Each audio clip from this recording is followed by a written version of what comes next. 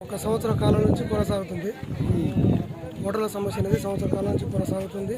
పోయిన యాసంగి మేము ఇదే మోటార్లు తీయాలని ఎంఆర్ఓ గారికి, కరెంట్ ఏఈకి, కలెక్టర్ గారికి, ఎమ్మెల్యే గారికి అందరికీ వినతి పత్రం ఇచ్చుకోవడం జరిగింది.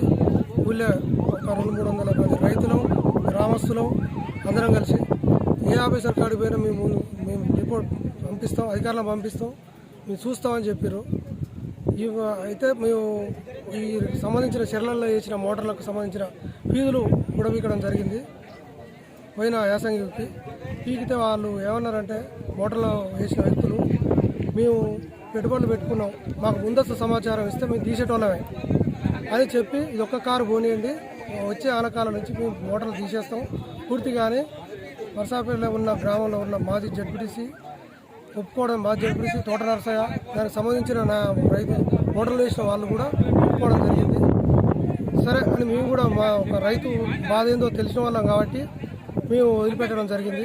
మోటార్లు సరే అని ఇక వాళ్ళ ఫీజులు వాళ్ళకి ఇవ్వడం జరిగింది.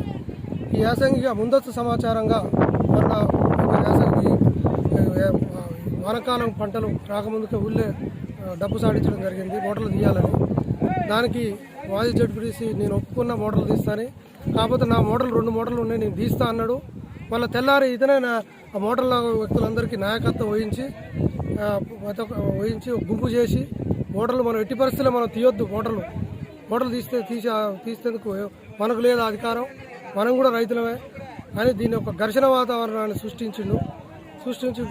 సృష్టిస్తే మేము ఎమ్మెల్యే గారికి అడిగిపోవడం జరిగింది. మళ్ళీ ఎంఆర్ఓకు కరెంట్ ఏఈకి పోవడం జరిగింది. కరెంటు ఏఈ గారిని కూడా మేము సార్ మీరు డిఏ గారిని మీరు కరెంటు కనెక్షన్ ఇవ్వద్దు కదా మోటార్లకు అని, మీరు ఇది ఇల్లీగల్గా సార్ మీరు ఇవ్వద్దు, షెర్లలో ట్రాన్స్ఫర్ లెటర్ ఫిట్ చేస్తారు అని అంటే నేను వచ్చి చూస్తా, మమ్మల్ని మిస్గైడ్ చేసిరు, మేము ఊళ్ళకు బావులలో బోర్లలో వేసుకుంటామని శాంక్షన్ తీసుకొని ఇక్కడ వేసుకుని మేము మిస్గైడ్ అయినాం, ఖచ్చితంగా దీన్ని తొలగిస్తామని చెప్పారు. డి గారికి కూడా ఇచ్చిన సమాచారం. డి గారు అరే ఇది పద్ధతి కాదని చెప్పి తీసేపించిండు. ఒక 2 రోజుల తర్వాత మళ్ళీ ఏమంటే కనెక్షన్ పెట్టిండు. ఏఈ గారిని మేము అడిగినాం, సార్ మరి తీపిచ్చారు మళ్ళీ ఎందుకు వేయించారు అంటే అది ఎమ్మెల్యే గారి కాంచి ఫోన్ వచ్చిందని ఏఈ గారు, కరెంట్ ఏఈ గారు చెప్పిండు. అన్ని ప్రతి ఒక్కరి కాడికి పోయినాం, ఎవరు కూడా దాటవేసే ధోరణిలోనే సమాధానం చెప్పుకుంటూ రావడం వల్ల ఈరోజు గత్యంతరం లేని పరిస్థితుల వల్ల ఈ మోటార్లు కూడా బీకడం, ఈ పరిస్థితి బాగాలేదు. మోటార్లు తీస్తేనే మనకి ఇక దీనికి పరిష్కారం దొరకదని చెప్పి అందరికి సమాచారం ఒక్కొక్క అధికారికి 2 సార్లు సమాచారం ఇచ్చిన తర్వాతకి ఈ మోటార్లు కూడా బీకడం అనేది జరిగితే దీన్ని కూడా ఏదో న్యూసెన్స్గా చేసి సాటుగా ఉండి ఈ జట్టికర్ణాకర్ అనే వ్యక్తి వ్యవసాయానికి కాకుండా వేరే రైతులకు నీళ్లు అమ్ముకుంటున్నాడు. కారుకు 20,000 చొప్పున, సంవత్సరానికి 40,000 రూపాయల చొప్పున నీళ్లు అమ్ముకొని వ్యవహారం చేస్తూ అతనే మళ్ళీ ముందుండి మేము రైతులం అని గల్పు వాతావరణం ఊళ్ళో లేని పంచాయతీని సృష్టించారు జట్టి కరుణాకర్.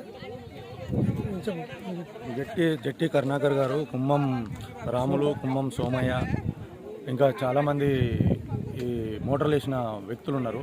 వాళ్ళు మాట్లాడే ధోరణి ఏంటంటే ఎంతసేపు వీళ్ళని రెచ్చగొట్టాలి, ఏదో గొడవ చేయాలి, వీళ్ళని తప్పు చేయాలి అనే విధంగా క్రియేట్ చేసి ఇప్పుడు మేము సామరస్యంగా మాట్లాడడానికి వచ్చినాము. ఇప్పుడు ఎస్ఐ గారు వచ్చిండు, వాళ్ళు వచ్చి మేము మాట్లాడే సమయంలో ఆ వ్యక్తి ఏం చేస్తున్నాడు, ఎవర్రా మొగోడు మోటార్ మీద చేయమని అంటే ఎంత ఇది ఉంటుంది ఒక్కొక్క వ్యక్తికి, రెచ్చగొట్టే ధోరణి ఆ వ్యక్తి మాట్లాడుతున్నాడు. చేసింది తప్పు, అర్థం చేసుకునే ప్రయత్నం చేయట్లేదు. ఇది ఇప్పుడు ఇవాళ 10 మంది అయిపోయారు, ఈ 2 సంవత్సరాల్లో 40 మంది అయ్యారు. రేపు 100 మంది వేసేస్తే చెరువుల్లో నీళ్లు ఉంటాయా? ఇక్కడ వాటర్ ఏముంది, తాగడానికి ఏముంది, డ్రింకింగ్కి ఏముంది, ఇదేం గుర్తిస్తలేరు. ఎంతసేపు వాళ్ళు పెద్ద మనుషులు, వాళ్ళొక లీడర్లు, మండల అధ్యక్షులు, జెడ్పీటీసీ, వార్డు మెంబర్లు, అన్ని రకాలు వాళ్ళే. మాకేం తెలియదు. అటువంటి వ్యక్తులే ఈ పని చేస్తే మేము ఎవరు చెప్పాలి చెప్పు? వాళ్ళు ఏదైనా సమస్య మేము లేవనెత్తినప్పుడు ఎమ్మెల్యేకి కాల్ చేయడము, ఎంఆర్ఓ కాల్ చేయడము, ఎస్పీ గారికి కాల్ చేయడము,